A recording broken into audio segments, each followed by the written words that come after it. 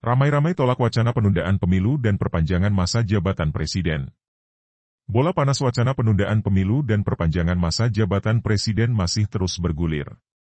Sejak diusulkan oleh sejumlah elit partai, isu ini terus menuai penolakan.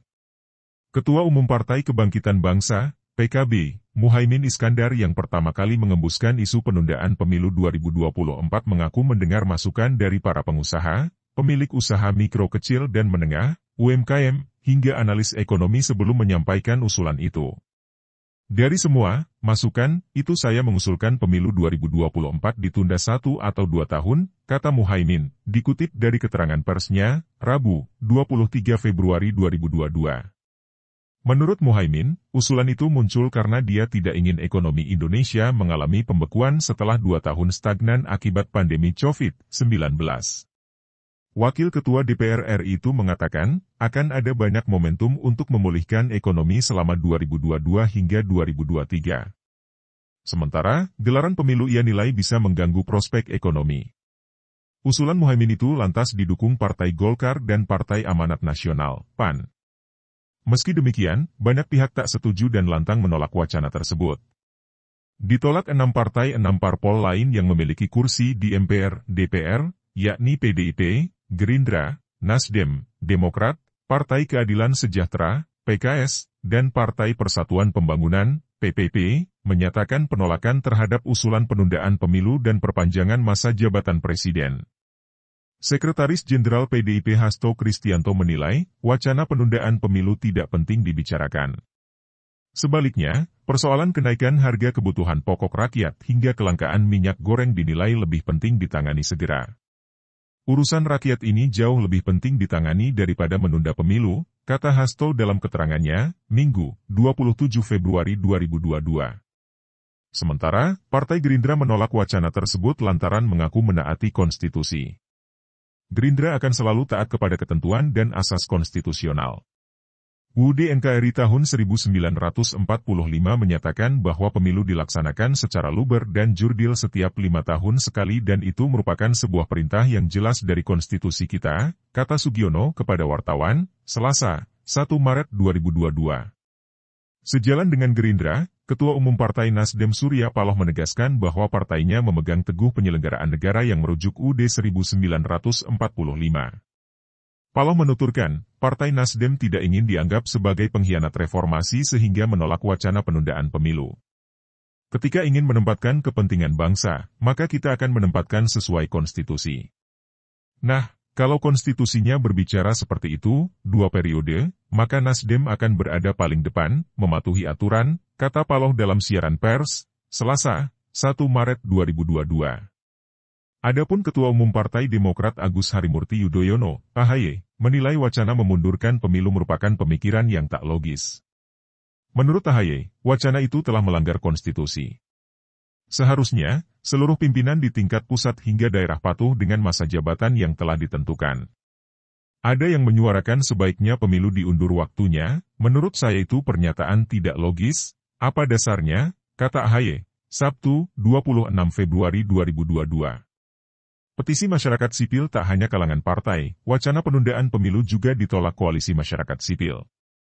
Mereka menggagas petisi, tolak penundaan pemilu 2024. Koalisi itu terdiri dari Democracy and Electoral Empowerment Partnership, DEP, Konstitusi Demokrasi, Kode, Inisiatif, dan Network for Democracy and Electoral Integrity, NETGRIT. Kemudian, Perkumpulan untuk Pemilu dan Demokrasi, Perludem, Jaringan Demokrasi Indonesia, JADI, dan Pusat Studi Konstitusi, PUSAKO, Fakultas Hukum Universitas Andalas.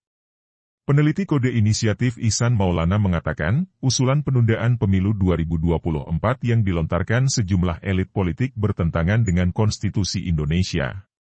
Ihsan menegaskan, UUD 1945 telah membatasi kekuasaan presiden dan wakil presiden selama 5 tahun untuk 2 periode dan mengamanatkan penyelenggaraan pemilu tiap 5 tahun sekali. Kesimpulannya, menunda pemilu 2024 berarti melanggar hukum tertinggi negara RI, ujar Ihsan dalam keterangan pers, Kamis, 3 Maret 2022. Sementara, Direktur Eksekutif Perkumpulan untuk Pemilu dan Demokrasi, Perludem, Hoirunisa Nur Agustiti mengatakan, alasan ekonomi akibat pandemi COVID-19 untuk menunda pemilu bertentangan dengan praktik pemerintahan sebelumnya. Pada 2020, pemerintah berkukuh menyelenggarakan pilkada serentak saat pandemi COVID-19 tengah memuncak. Padahal, saat itu banyak pihak mendesak pemerintah agar menunda pilkada. Keadaan ekonomi warga dan APBN di dalam keadaan buruk karena terdampak COVID-19. Tapi, pemerintah dan DPR tetap melanjutkan pilkada 2020.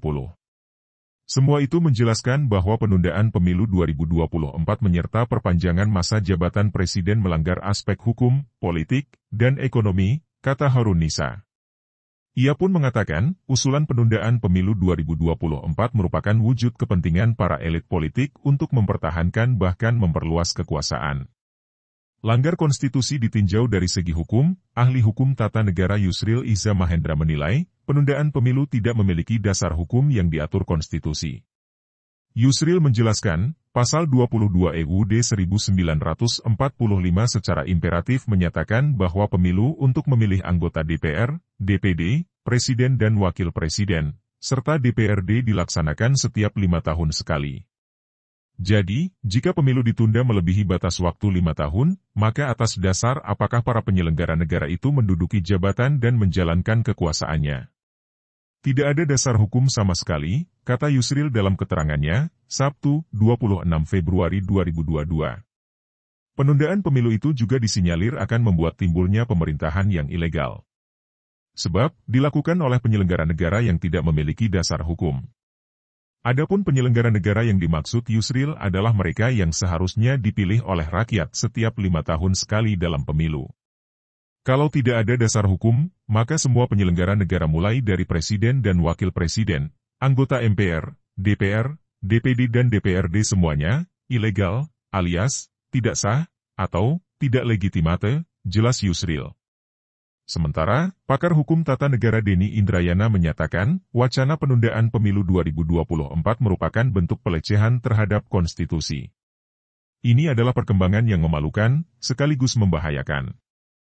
Wacana penundaan pemilu, sebenarnya adalah bentuk pelanggaran konstitusi, kata Denny dalam keterangan tertulis, Jumat, 25 Februari 2022.